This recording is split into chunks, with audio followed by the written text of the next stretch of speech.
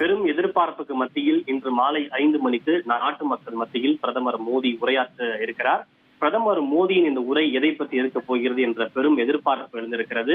மிகவும் அரிதிலும் அரிதான சந்தர்ப்பங்களில் மட்டுமே நாட்டு மக்கள் மத்தியில் பிரதமர் மோடி உரையாற்றுவதை வழக்கமாக கொண்டிருக்கிறார். அந்த வகையில் பிரதமர் மோடியினுடைய இன்றைய உரை பெரும் எதிர்பார்ப்பை ஏற்படுத்தி இருக்கிறது. மத்திய அரசு அறிவித்த 2ஆம் தலைமுறை ஜிஎஸ்டி வரி சீர்திருத்தம் நாளை முதல் நடைமுறைக்கு வர இருக்கும் நிலையில் அது குறித்து பிரதமர் மோடி நாட்டு மக்களுக்கு உரை நிகழ்த்துவார் என எதிர்பார்க்கப்படுகின்றது.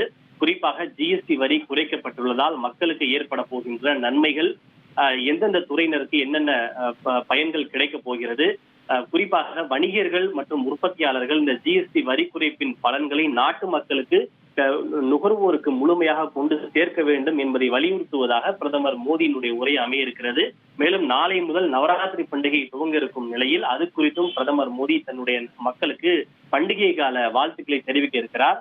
நவராத்திரியிலிருந்து தொடங்கி தீபாவளி, சத் பூஜா வரை அடுத்தடுத்து பல்வேறு பண்டிகைகள் வர இருக்கின்றன.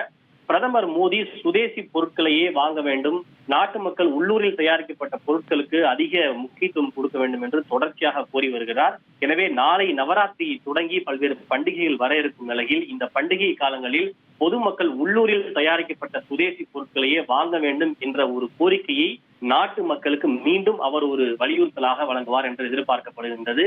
ஏனென்றால் சிப்பு முதல் ஷிப்பு வரை அனைத்தும் உள்நாட்டிலேயே தயாரிக்கப்பட வேண்டும், சுதேசி பொருட்களை வாங்க வேண்டும், இந்திய மக்கள் வாங்கக்கூடிய பொருட்கள் இந்திய மண்ணில் விளைந்ததாக, இந்தியர்கள் வியர்வை கொண்டதாக, வாசனை கொண்டதாக இருக்க வேண்டும் என்று தொடர்ந்து வலியுறுத்தி வருகிறார். எனவே அதனையும் வலியுறுத்துவதாக பிரதமர் மோடியினுடைய இந்த உரை அமையும் என எதிர்பார்க்கப்படுகிறது.